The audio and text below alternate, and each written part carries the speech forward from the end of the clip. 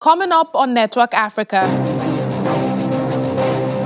Raila Odinga challenges Kenya's presidential result, files petition at the Supreme Court. Angola is prepared to vote on Wednesday in what is thought to be a closely fought election. Plus,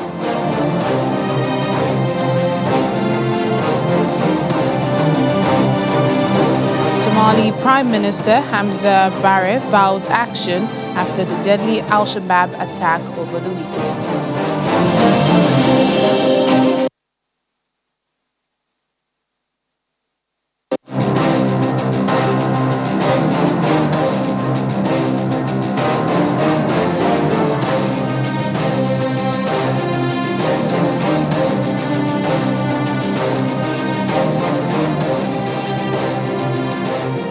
Hello and a warm welcome to the program today. I'm Layo Olarinde. We begin in Angola, where citizens will vote on Wednesday to determine whether or not President João Lourenço wins a second and final 5-year term in office. Well, he's running on a ticket of the ruling People's Movement for the Liberation of Angola, MPLA party, with a total of 8 candidates competing for the top job. Well, analysts are predicting that the MPLA, which has ruled Angola since independence in 1975, will win again. But many people feel that this might be the country's closest election so far.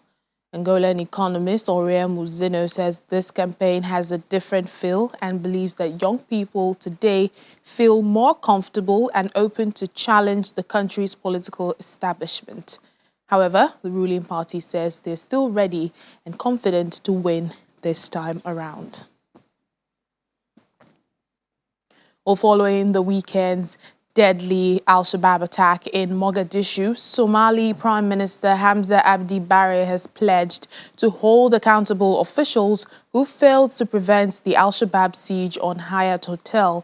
Mr. Barre made the remarks on state-owned Somali national TV after security forces ended a nearly 35-hour siege on the popular hotel. Mr. Barre says that the government cannot tolerate a repeat of what happened and has vowed that those who neglected their duties would be held accountable. Health Minister Ali Haji Aden says that 21 people were killed and over 100 others were wounded in the fighting between security forces and Al-Shabaab militants at the hotel. Mr. Barre also visited the wounded and said those who were seriously injured will be taken outside the country for specialized treatment. The Somali government was widely criticized for failing to quickly end the hotel siege. Politicians expressed concern over the presence of different units of security forces without a central command in Mogadishu, which they say in itself is a security threat. Well, the United Nations World Food Programme is expanding assistance in the Horn of Africa as levels of hunger soar after back-to-back droughts and the threat of famine looms. Well, since the start of the year, 9 million people slipped into severe food insecurity across Ethiopia, Kenya and Somalia, leaving 22 million people struggling to find enough food to eat. Last week, the WFP Executive Director, David Beasley, wrapped up a visit to drought-ravaged Somalia, where over 7 million people, that's close to half the population, are acutely food insecure, and 213,000 are already facing famine-like conditions. Climate change is impacting the entire world, and where I stand here in the Horn of Africa is absolutely no different. We're now looking at 20 million people marching to starvation here in the Horn of Africa. In fact, where I stand in Somalia, 7 million people, and that's twice as many as it was just 6 months ago. Why? Conflict, extremist groups, coupled with the driest season that we have seen in decades. 4 or 5 rainy seasons have just disappeared. And in the past 4 decades, the driest we've ever seen it in a long, long time. People are losing hope. But the World Food Program, if we get the support and the money we need, we can save lives and we can bring hope. Well, let's now bring you a report of stories and happenings that made headlines over the weekend, which includes the Somali attack, also Angola's former president, the body of Angola's former president returning to the country, and the Zulu Kingdom of South Africa has a new king. On Sunday, security forces in Somalia ended a siege by al-Qaeda-linked militants at a hotel in the capital, Mogadishu, in which more than 20 people were killed and dozens injured. Authorities say dozens of people who had been taken hostage in the standoff at the Hyatt Hotel in Mogadishu were freed. Elite armed forces battled the militants for 30 hours from Friday evening after the attackers blasted and shot their way into the hotel, which is popular with lawmakers and other government officials. The al-Qaeda-linked al-Shabaab group, which has been fighting to topple the government in the Horn of Africa country for more than a decade, claimed responsibility for the attack. Friday's attack at the Hyatt was the first major incident since President Hassan Sheikh Mohamud took office in May. On Saturday, the body of Angola's former president, José Eduardo Santos, who died in Spain in July, arrived in the capital Luanda, casting a new element into a tense election campaign. Government Minister Marci Lopez told reporters shortly after the casket, draped with Angolan flag, was removed from the airplane that the remains had arrived after a long waiting period. Ms. Lopez said the government would announce the date of the funeral soon, but is likely to take place on August 28th, Dos Santos' birthday, according to Will Falcao, the spokesman for the NPLA. The leader of Angola's main opposition party, UNITA, on Sunday accused the government of establishing an undemocratic one-party state and said contesting the result of this week's elections is not off the table. Angola is gearing up for a vote on Wednesday that is likely to be the tightest since the first multi-party election in 1992. The MPLA of current President João Lourenço has governed the country since it won independence from Portugal in 1975. Thousands of traditionally dressed Zulu warriors and maidens descended upon the royal palace in Kwanongoma to celebrate the traditional coronation of newly crowned Zulu king Mrs. Zulu Kazweletini on Saturday.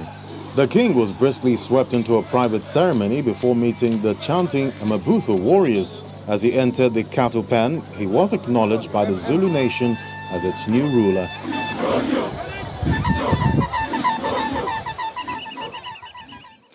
To Kenya now, where Raila Odinga, who came second in the country's August 9th presidential election, has filed a legal case challenging the result.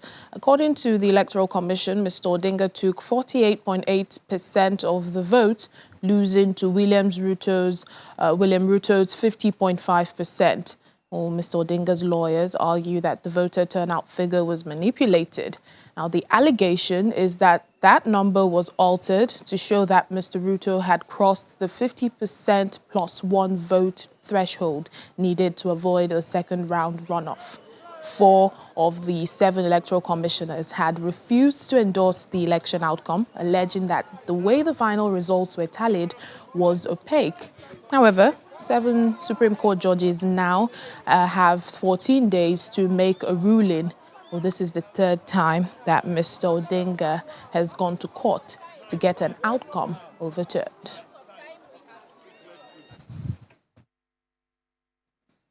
Well, joining us now is Abby Agena, a Kenyan journalist. For more on this, he joins us from Nairobi. Hello, Abby. Good to see you. Mr. Raila Odinga had already said, he would challenge this result. So what he did today is no surprise. Clearly, it was one of those moments for the country that they were looking forward to when it comes to Raila Odinga taking the matter to the courts. And we can, of course, report that this issue has already gripped the attention of his supporters, who have been eagerly waiting to see his next political moves.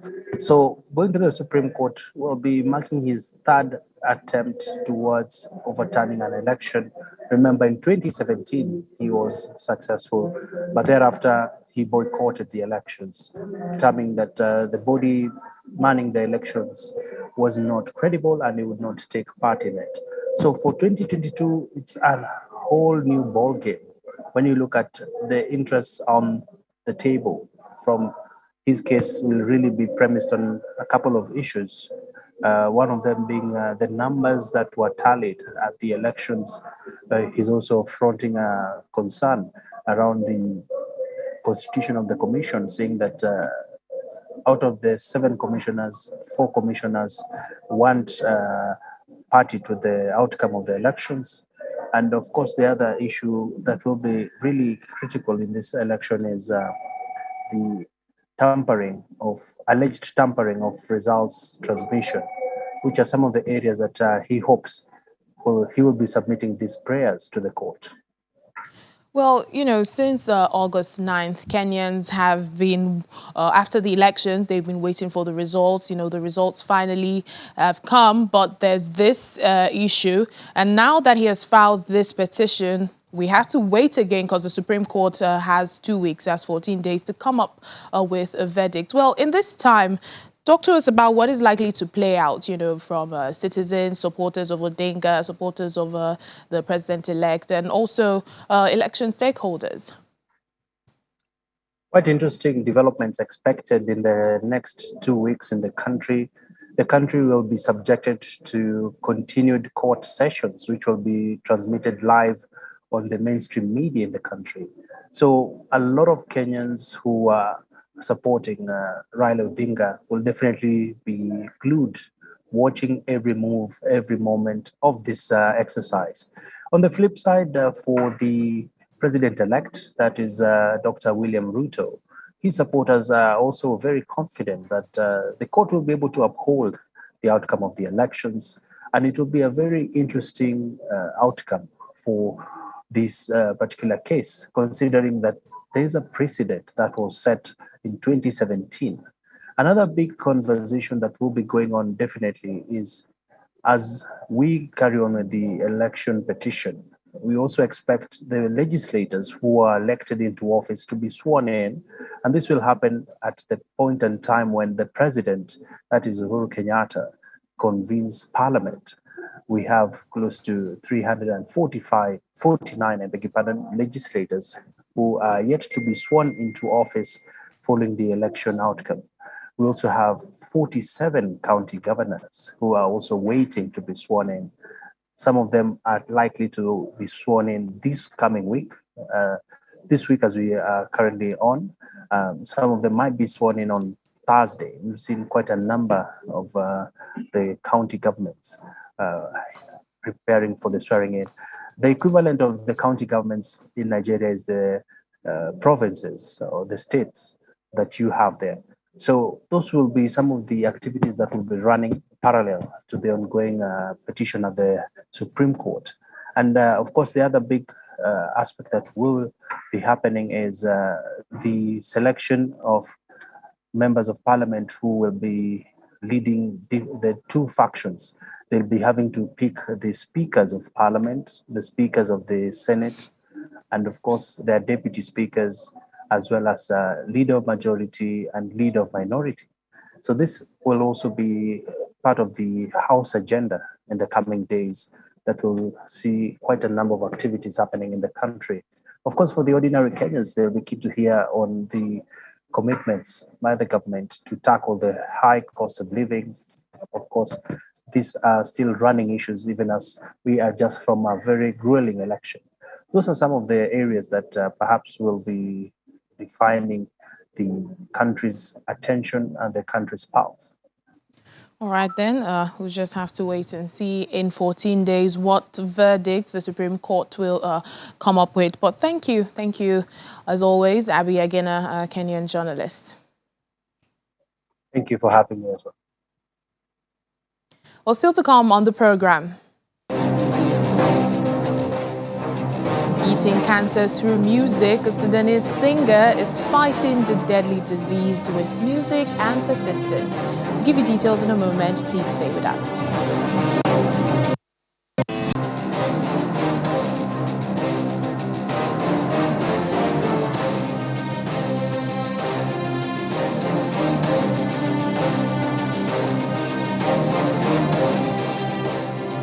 Welcome back to the program.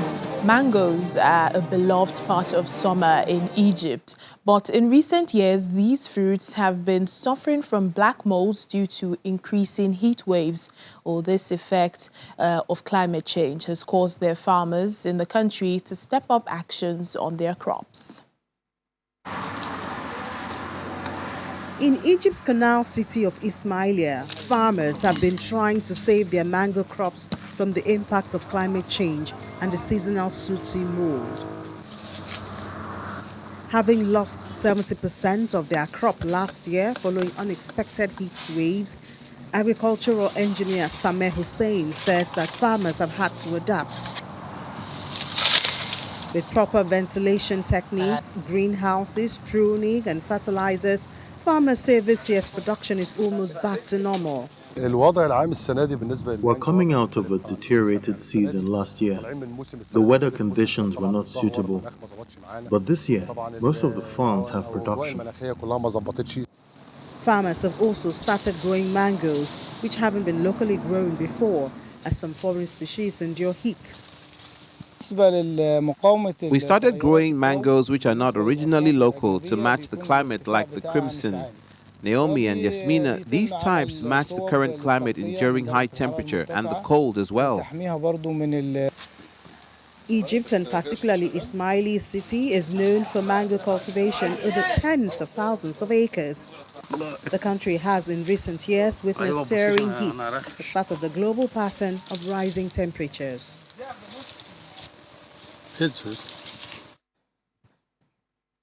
At least 77 people have been killed in Sudan since the rainy season kicked off in May, and this is a result of severe seasonal flooding.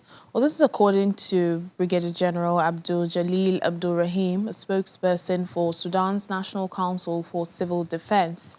Last Monday, the UN Office for the Coordination of Humanitarian Affairs said that more than 136,000 people have been affected by the floods.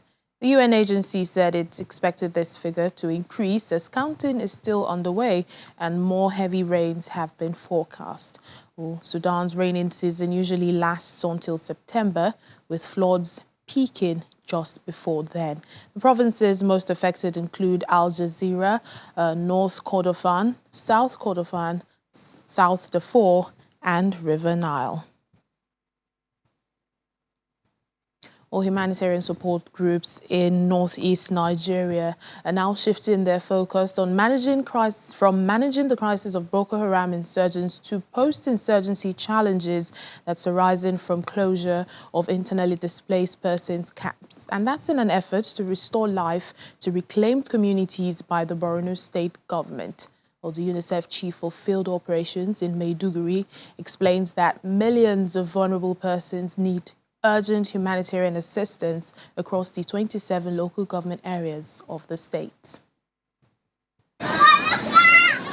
Borno State in northeastern region is one of the states with the highest number of humanitarian crises in the country due to the 13 years Boko Haram insurgency, which resulted in the destruction of many communities with over 2 million internally displaced persons in various camps in Maiduguri.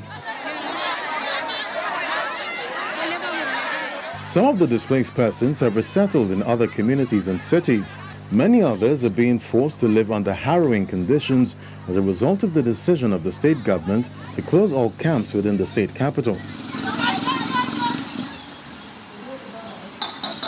Fatima Al-Khali, a widow with 7 children, was forced out of the IDP, which has been taking refuge since Boko Haram killed her husband and chased her away from her ancestral home in Baga, Kukawa local government area.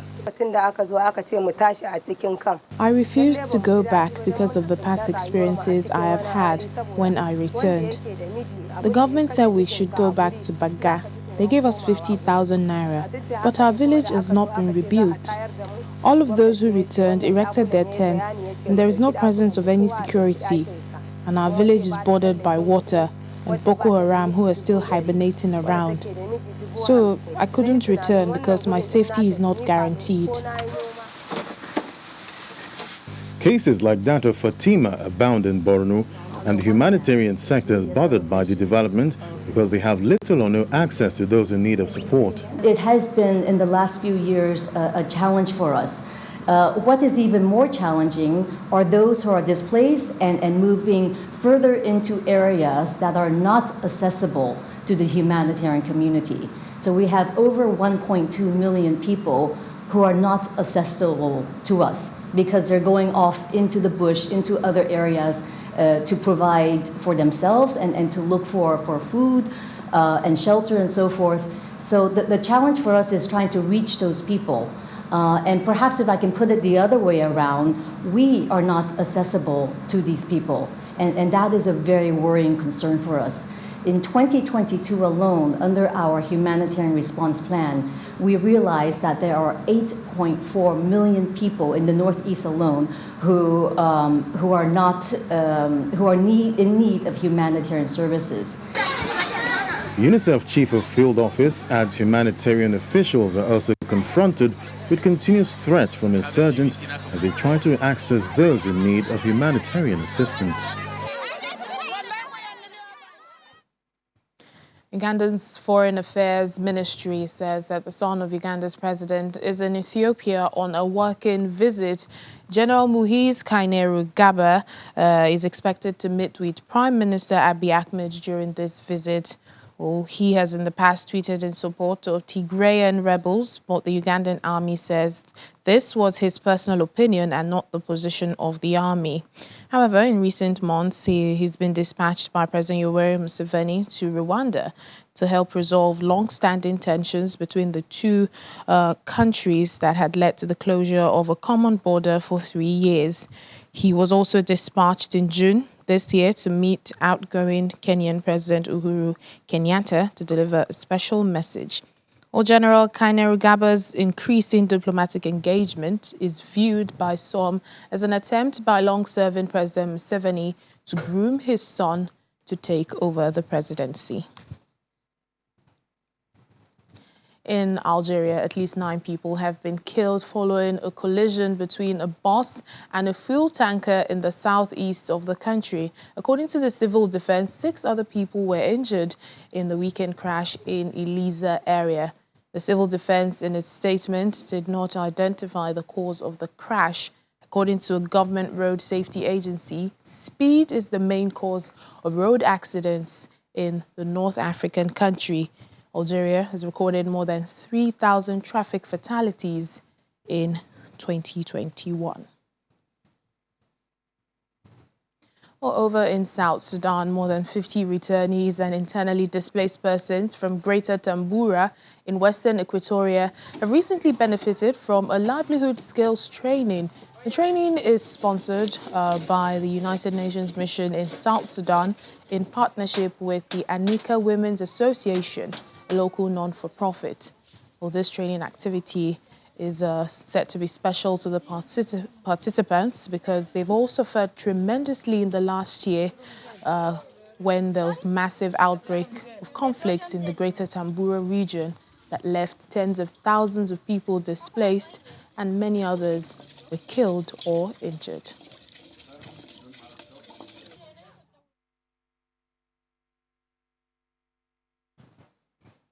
And let's go all the way to Sudan to meet a fighter. Oh no, she's not in the military, but 37-year-old Mona Magdi is a popular Sudanese singer that's diagnosed with stage 2 breast cancer. Well, she is adamant to fight and beat cancer with her loved ones and her passion for music.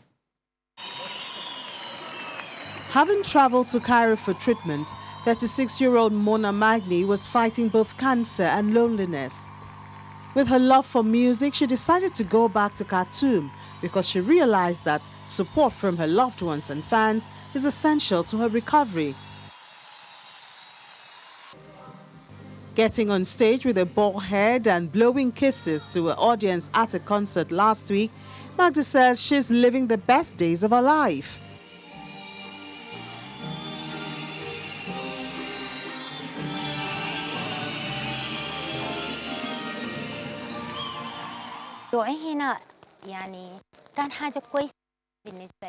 Seeing the audience cheering for me while I'm on stage is an indescribable feeling.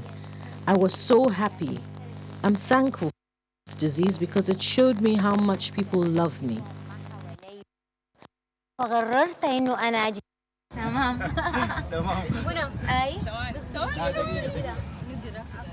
In her spare time, Magdi hosts friends at home where they sing, ululate, and visit children with cancer in order to offer moral support.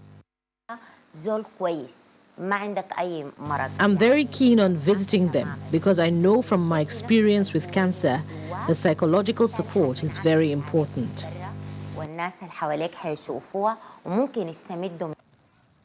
She also joined thousands of Sudanese anti-military protesters who took to the streets to oppose a military coup that took place last year. And that's it on the program today. Thank you so much for watching. I'm Layo Olarinde.